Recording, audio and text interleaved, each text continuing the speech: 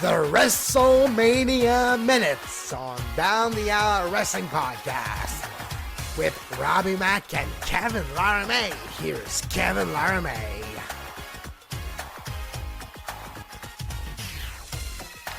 WrestleMania 4 from historic Atlantic City Convention Hall in Atlantic City, New Jersey. Rob, what are you feeling about WrestleMania 4? Well, Kevin, this might surprise a few people, but WrestleMania 4 I actually really liked.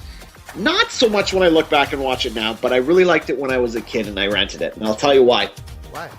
I liked the idea of a one-night tournament to crown a champion. I thought that was so cool. I have to agree. I liked it too. I've always liked tournaments. Like, I was a big fan of the 98 Survivor Series Deadly Game tournament. I love the older King of the Rings. I love the UFC tournament with our former past guest, Dan Sever, was on. Because I love that idea of a tournament. Yeah, just a one-night tournament. You know, going back and watching this through my eyes now, and just seeing how it was booked, there's a lot of changes they could have made. Oh, yeah. Did they need the extra matches? Like, wasn't the tournament itself the draw? You would think. And, yeah, exactly. And not only that, but why did they have... because the only reason why they had, like, time limit draws, and I think they had a couple of them. They had the one with Rude and Raw and Jake the Snake, and they obviously had the one with Andre and Hogan ending in a double disqualification. They could have actually had everyone in the tournament compete without doing, like, the buys. Yeah, the buys and whatnot. So you're only getting guys who are having 3 matches, or as opposed to, like, yeah, DiBiase had 3 matches, and Savage had 4. So, yeah, I think that it could have been booked a lot better, and it would have been a little bit more entertaining that way. But still, you know, in a stupid nostalgia factor, WrestleMania 4 really sticks out to me. All right. The date of WrestleMania 4 was March 27th, 1988, again from Atlantic City. The attendance was surprisingly 18,165 people in Atlantic City. Was really popular, Rob. So much popular that Donald Trump was forced to bring him back the next year, and Vince McMahon had to agree.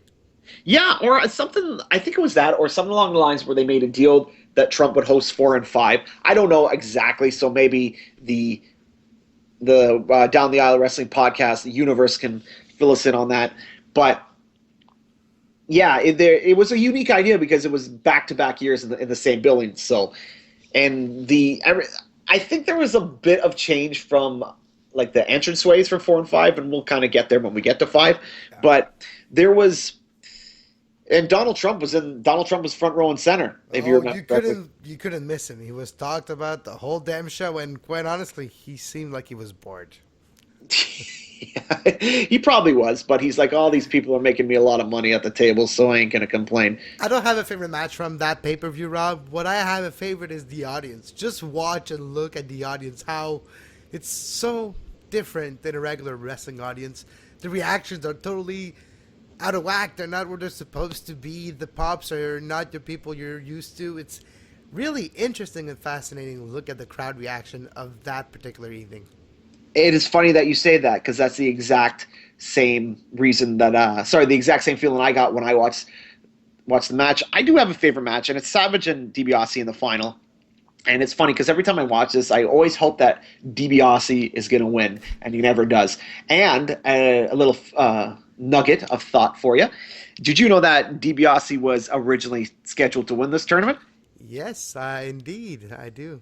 And I think it was because Honky Tonk Man did not want to do the job to Savage for the Intercontinental title, so they had to replan things.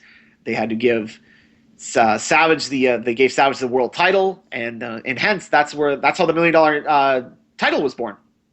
Yep. And he still lost, but by DQ in that night, the Honky Tonk Man against Brutus, the Barber Beefcake. And for the Intercontinental title, yes, he did. Yeah, but by DQ, so the Honky Tonk Man retained. Yes, and Honky Tonk Man, that was his big thing. He used to get himself counted out and disqualified to hold on to said Intercontinental Championship. All right, so we'll talk to you soon for WrestleMania 5. Mega Powers explode!